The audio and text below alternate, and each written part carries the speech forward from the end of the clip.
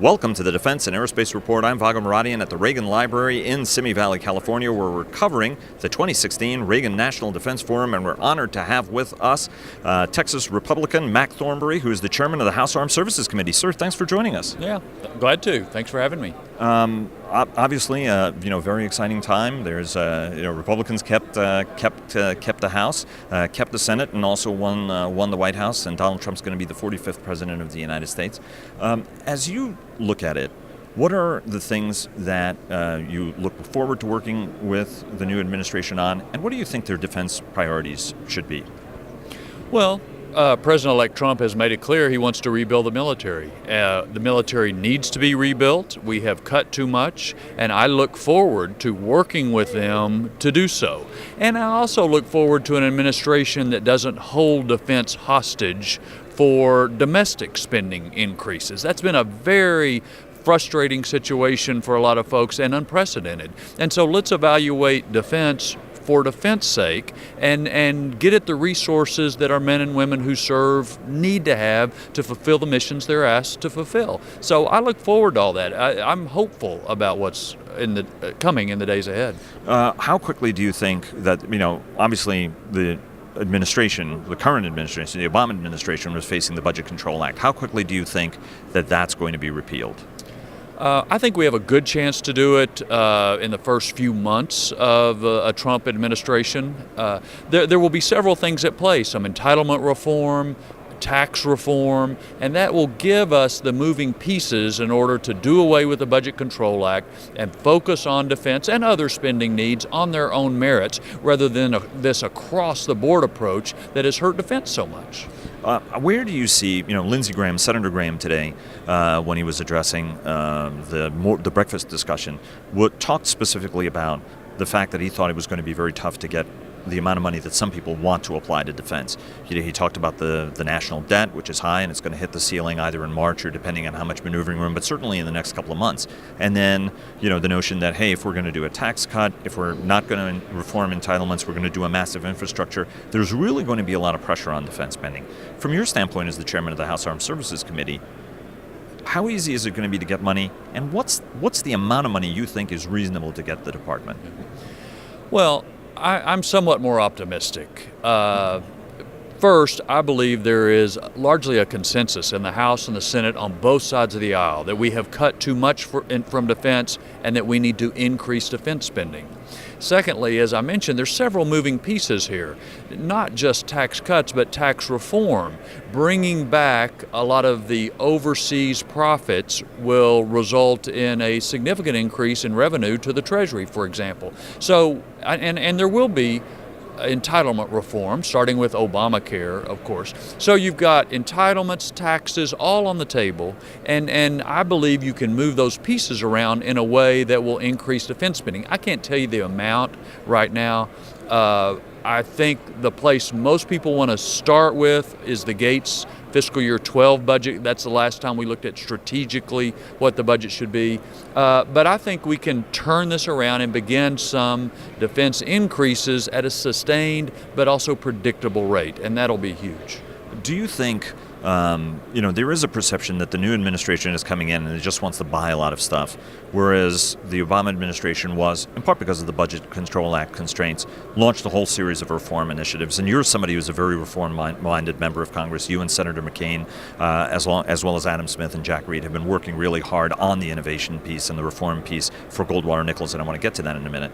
But do you think, are there elements of what this administration started that you think the Trump administration should carry forward, whether it's parts of the Defense Innovation Initiative or the third offset strategy or any of that, to get the intellectual direction of the department changed in another direction as opposed to just buying things? No, there absolutely are. And the reason I'm so strong for reform is twofold. One is, if we're going to get more money in defense, we have to spend it better, more efficiently, get more value for the taxpayers. But secondly, technology is changing faster, the threats are changing faster. We have to be more agile, and that requires innovation.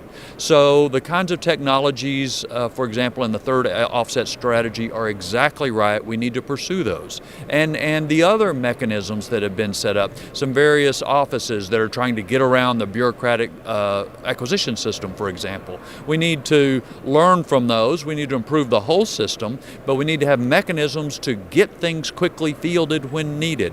So the whole innovation push and making the department more agile, making decision-making more agile is absolutely essential to defend the country in the future. One of the things that you've made clear is that you're going to continue reforming in your tenure as chairman. Obviously, some of those things are in the NDAA right now that look like they're going to head on all the way on through passage, including breaking Frank Kendall's, the Undersecretary of Acquisition's job into two pieces, an Undersecretary for Technology and an Undersecretary for Acquisition and Sustainment. Critics have said that they worry that that's going to create fiefdoms, that it may actually cause certain problems. How do you counter that? And are you willing to make other tweaks and changes if you see that some of this stuff is not working that you're trying to pursue? Well, absolutely, to the last question. Nobody has all the wisdom. And one of the reasons, for example, the AT&L reforms don't get implemented for a year is that we've got more time to study what we put out there and also get feedback from the new administration. So all of these things need to be refined as time goes on. But on the other hand, we can't study things to death and not make changes, because, as I say, the world is changing faster, very volatile. We have to streamline acquisition, decision making. We have to continue to improve, for example, our personnel policies, which we've got a good start on. New retirement system, new TRICARE reforms, in order to get and keep the best quality people in the military. So this reform effort is absolutely essential to continue, and we're going to do that. Let me also talk to you a little bit about concerns. On the Republican side, on the Democratic side, there is a little bit of concern in terms of some of the statements, obviously, Donald Trump made as a candidate, and that some worry. Lindsey Graham discussed that. John McCain has discussed it. Chris Coon has discussed it. A number of other members have discussed that. From your standpoint, what's the role that Congress can play? And we heard at this conference, and I'm sure you've heard from some of our allies, that there is a little bit of concern whether, on a whole variety of things, whether the United States is going to stand by its allies. What's the role of Congress? What are some of your specific concerns, but also what's the role of Congress in acting as a governor on the White House, even if it's from your own party? Well, I think everybody believes that alliances are absolutely necessary to protect our interests, to defend freedom all around the world. We can't do everything ourselves. We have to work with others. Working with others is sometimes messy and frustrated, and I think a lot of President-elect's comments reflect some of that frustration. But all of us agree that NATO allies need to do more and meet the 2% target, as an example.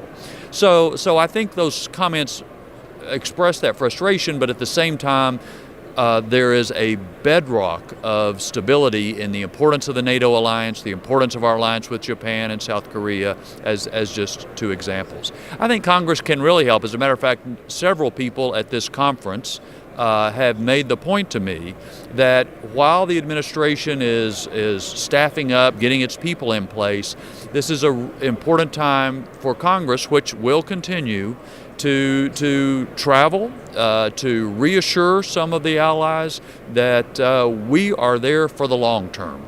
And so I think we have a role to be constructive here and to speak for the country. And when we can do that on a bipartisan basis, it's even stronger and the message will resonate even more. Sir, thanks so much for joining us. Thanks for having me.